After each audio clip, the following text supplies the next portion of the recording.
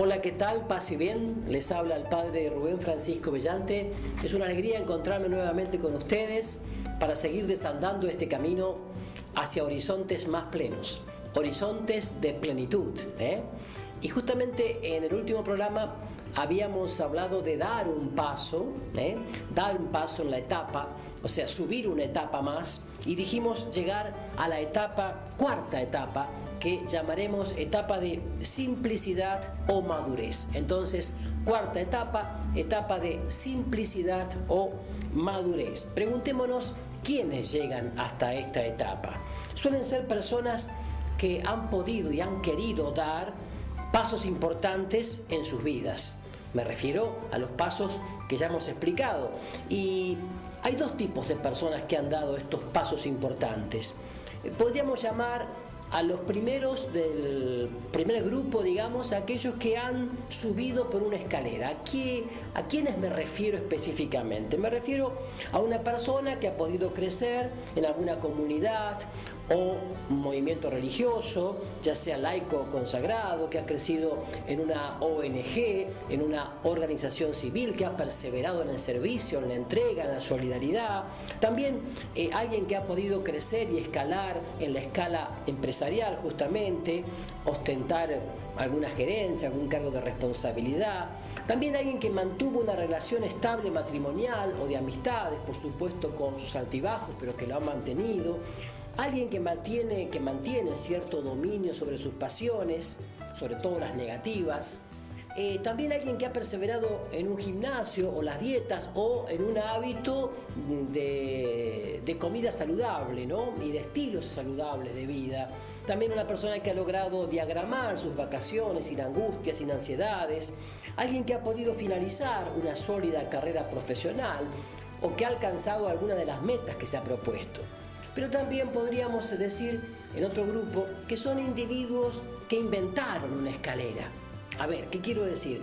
Una persona que ha logrado fundar una pequeña asociación civil, una pequeña ONG, alguien que ha conseguido fundar un negocio o comercio propio, alguien que es testimonio de un vínculo duradero en la vida matrimonial, en la amistad, en la relación con nosotros, en la comunidad, alguien que es testimonio de mantener algún rasgo afectivo positivo, como la alegría o la mansedumbre o la paciencia, alguien que diseñó incluso un sistema de bienestar a su alrededor, tal vez con una dieta personal, un estilo de vida saludable, armonioso, equilibrado, en fin, alguien que mantiene un proceso constante de formación, de crecimiento a nivel intelectual, espiritual.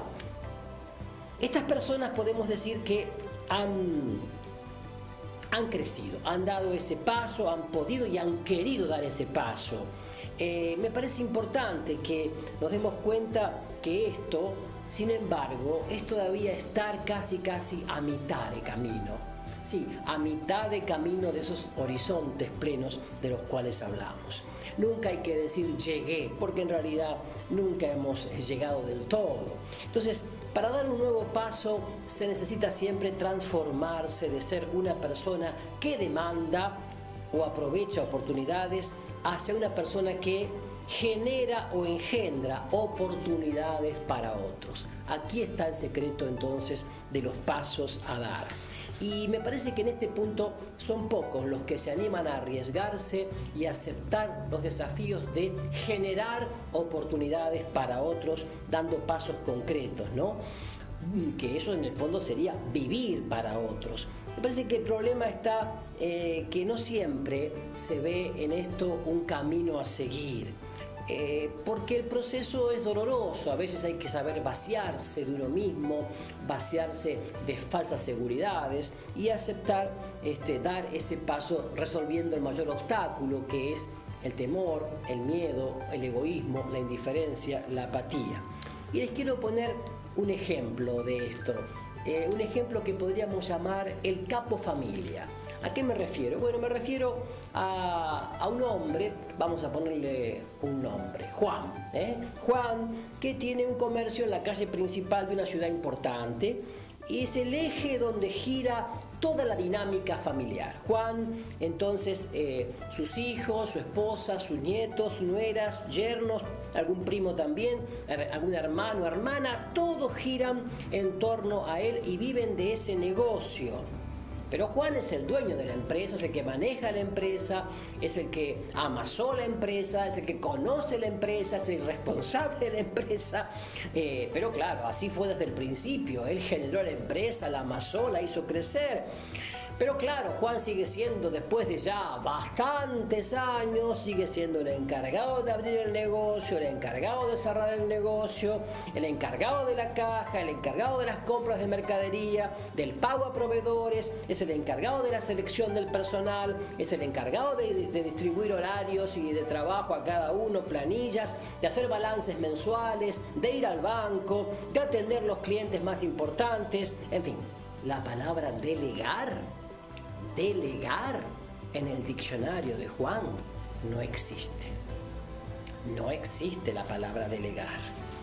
Llegó un momento en que Juan quiso crecer espontáneamente y quiso crecer económicamente y pensó, ¿qué puedo hacer? A ver, aumentar ingresos, vender más caro, buscar alternativas, solicitar créditos, pero no. Después dijo, no, tendría que recortar gastos, comprar más barato, recortar salarios, recortar personal. Nunca se le pasó por la cabeza la idea de abrir otros locales, sucursales, que hubiese sido genial. Pero ¿por qué no se le pasó esa idea por la cabeza a Juan? Y porque tenía que delegar, no podía estar él. Así que Juan pensó que si no había empleados capacitados para sucursales o filiales, ¿a quién le iba a confiar él? Entonces no abrió ningún local. Lo cierto es que, ¿qué pasó? Qué bueno, llegó un momento en que él llegó a un estrés total. ¿Por qué? Y bueno, porque todo estaba a su nombre. Todo estaba a su nombre. Todo estaba a su nombre. Lo que él ignoraba, lo que Juan ignoraba, era que si realmente quería dar un nuevo paso en su vida, necesitaba cambiar totalmente su forma de pensar, su sistema de creencias, su paradigma. Es aquí donde muchos se estancan, atención, donde muchos se estancan y no pueden seguir creciendo. Ese cambio de paradigma es difícil de digerir, de asumir, de aceptar, de vivir, de concretar.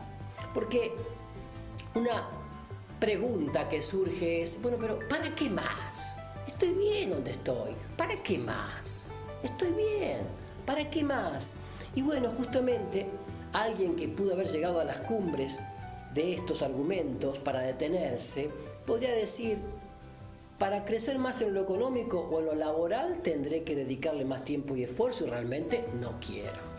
Para crecer más en lo espiritual tendré que transformarme en un monje tibetano, por ejemplo, y estoy bien como laico, como párroco, como pastor de mi pequeña iglesia, comunidad, está bien, ¿para qué más?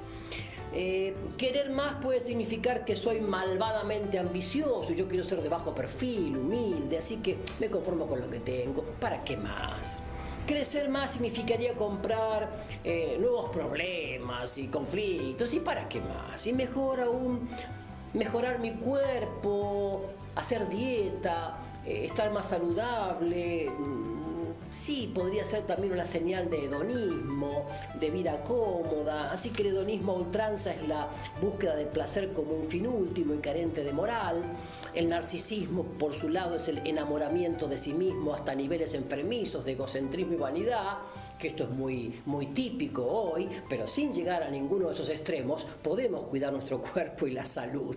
Pero por eso mismo este hombre decía, ¿para qué más? No va a ser que me transforme en un egocéntrico, en un narcisista, que es muy típico también en esta época, el culto exagerado al cuerpo, ¿no es cierto? Así que entonces la lista podría ser incalculable de todo esto. Y yo te pregunto, ¿y cuáles más se te ocurren? Escribe o escribí en un cuaderno personal, en tus notas personales, escribí ¿cuáles más? A ver, ¿cuáles más? Nada peor que una verdad aparente o semicompleta para reventar la verdad. Por ejemplo, cuando hay un bautizado que conoce poco la Biblia o la conoce mal y por lo tanto la usa poco para orar, para profundizar o para cotejar su vida con la palabra de Dios, es increíble como el mal espíritu lo revuelca, lo da vuelta y le hace pensar que en realidad la Biblia no sirve para nada para la vida concreta. Ciertamente. Justamente ¿por qué? Porque el mal espíritu no quiere que demos ese paso en calidad, en crecimiento y en madurez. ¿Para qué más? Ahora te voy a contar la historia del moño de Jimena. Es muy interesante para que veamos cómo es posible siempre más. Siempre más.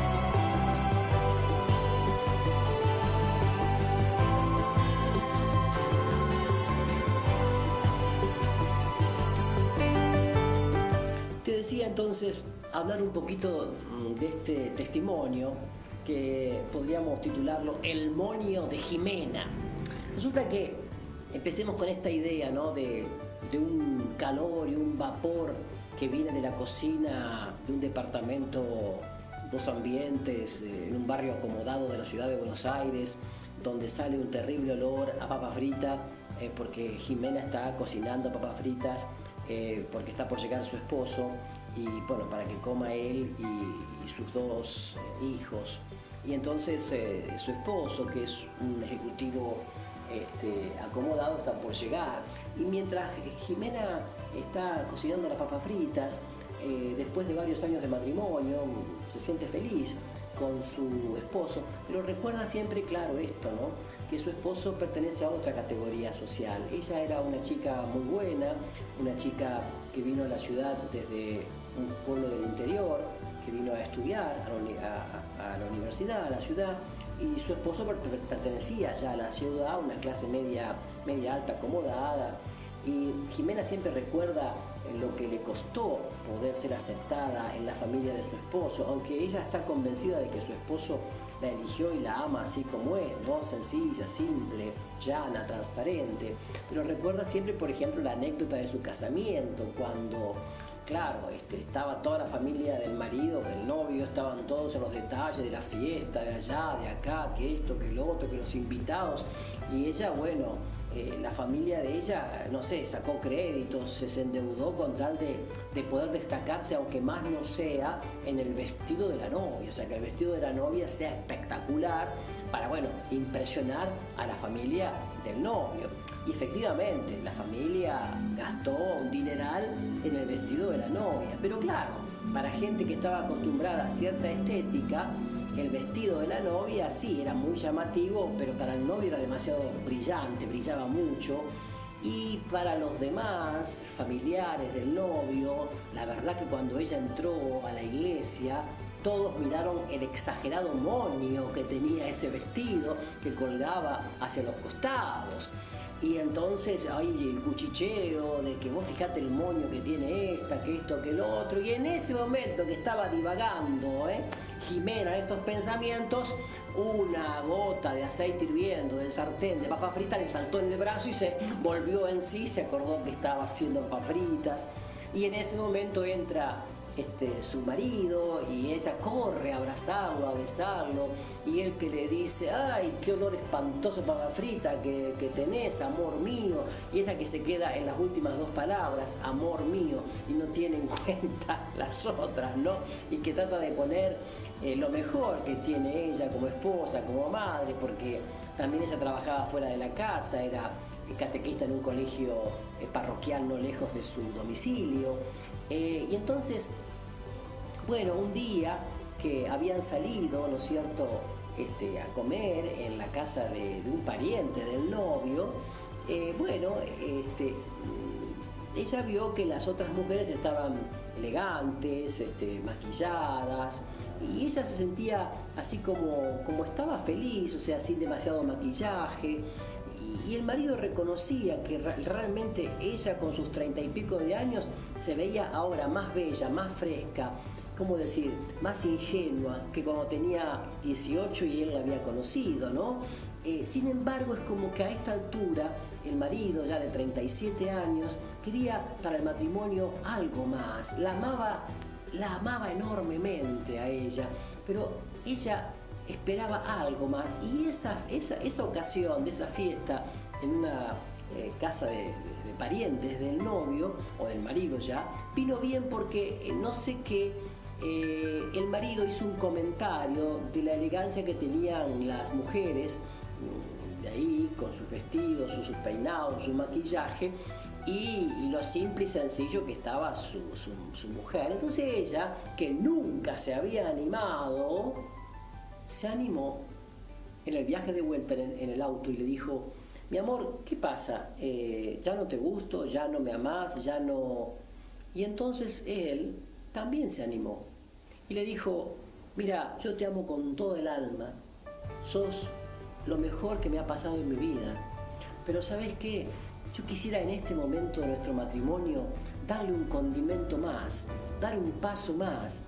Me gustaría tanto que me seduzcas, que le pongas un poco de pasión, que te arregles, que te maquilles un poco, que te peines distinto, que tengas un vestido más elegante. Me parece que eso le daría... Entonces le dice ella: ¿pero cómo? ¿No me aceptás así como sos? Sí que te acepto así como sos. Solamente quiero que le pongamos más ilusión, más vuelo, más fantasía. Lo cierto es que ella se lo comentó a una buena amiga que tenía y le dice: yo te voy a ayudar.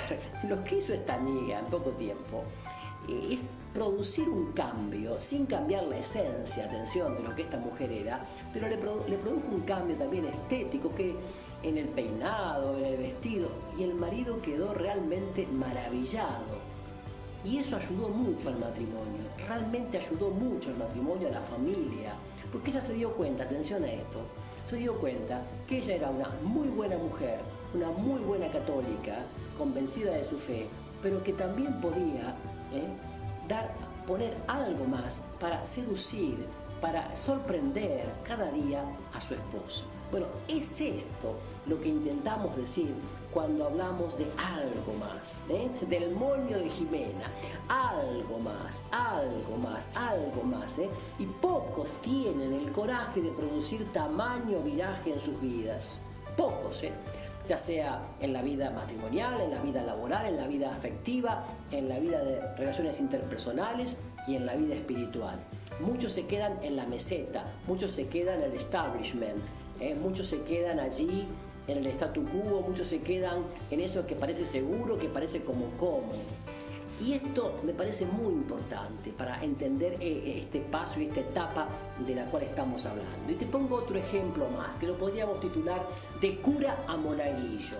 Bueno, el padre Agustín era párroco de un pueblo bastante grande, de una provincia de la Argentina, y era un cura que había sido ordenado hacía menos de 5 años, pero como en la diócesis había poco clero, como pasa en la mayoría de las diócesis de Argentina, apenas ordenado casi fue párroco, ¿no es cierto? Fue párroco sin experiencia, con su juventud, recién salido del seminario, y bueno, pero como realmente era un buen teólogo y realmente también tenía muy buena intención y muy buenas ganas, en sus predicaciones, aunque hablaba de cosas que la gente ni entendía, la gente decía: bueno, pero si este sabe tanto, también sabrá llevar adelante una parroquia. Y así un poco como que, digamos, se complementaban un poco uno al otro. Y así las buenas mujeres grandes de la parroquia lo mimaban mucho y le llevaban comida casera todos los días y le arreglaban la casa parroquial, así con detalles, que tejido, que la cortina tejida, que la alfombra, que regalitos, que esto, y todo así, ¿no es cierto? Y bueno, y un día llegó a la hora de la siesta, tipo 2:30 de la tarde, llegó a la parroquia una señora también muy piadosa, muy buena, que venía en taxi de una de las capillas que tenía ese pueblo. ¿Por qué? Porque habían robado en Cáritas de ahí, de la capilla, habían robado alimentos, ropas y qué sé yo qué, y venía a buscar al párroco a contarle para ver qué podían hacer. Y tocó timbre y no salía nadie, no salía nadie. Y por ahí de un portón al costado, ¿no es cierto?, del salón parroquial, salió todo un hombre vestido con overol blanco y toda una gorra y todo lleno de pintura blanca o de cal, no sé qué. Y ella ingenuamente le dice: disculpe, ¿no ha visto usted a mi párroco? Y él se largó a reír porque le dijo el nombre, le dice: Susana, soy yo. Y parecía la escena esa entre Jesús y la Magdalena, cuando Jesús le dice María y ella le dice Raboní, y ahí se reconocieron. Bueno, acá la mujer reconoció al párroco que estaba embadurnado de pintura. Y le cuenta la historia de Cáritas y él se dispone a ayudarle. ¿Pero por qué cuento esto? Porque este curita, con toda su buena intención, el padre Agustín, también era el primero a estar en las reuniones políticas que había en el pueblo porque había que estar, en los actos sociales porque había que estar, si había que ayudar a hacer el asado, él estaba, si se caía el revoque de la pared, él estaba para revocar y pintar, si los chicos del grupo juvenil lo invitaban a una bicicleteada, él se animaba y estaba, y además estaba para las confesiones, las misas, claro, por supuesto, pero él estaba en los balances de la parroquia, estaba también en la preparación porque le gustaba la música de los cantos para la misa, y estaba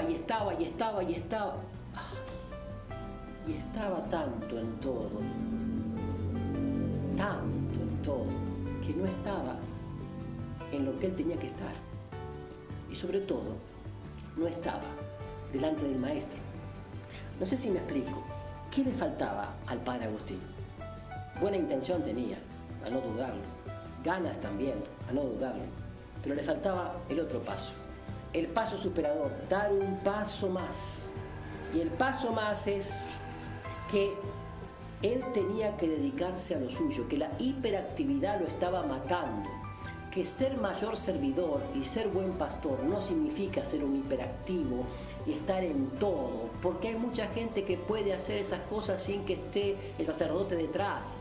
Tenemos que delegar, tenemos que poner responsables en cada ámbito y en todo caso seguirlo, pero la hiperactividad iba a opacar su ministerio, iba a terminar haciendo de su ministerio casi una cosa monótona, rutinaria, aburrida, y él mismo se iba a erosionar afectivamente. Entonces, claro, él no se dio cuenta que lo que el pueblo y la parroquia necesitaba eran su vocación, su ministerio, no tanto el hecho de que él tuviera que estar en todos los detalles y ultimar todos los detalles y dar el toque final y dar el punto final a todos los detalles. Y es esto entonces que lo que tenemos que entender nosotros, entre esa tensión famosa del Evangelio de Marta y María, ¿se acuerdan? Las hermanas de Lázaro, tenemos que buscar ese punto necesario, sin entrar a discutir si lo de María era mejor o lo de Marta era mejor, pero necesitamos ser al mismo tiempo Marta y María, María y Marta.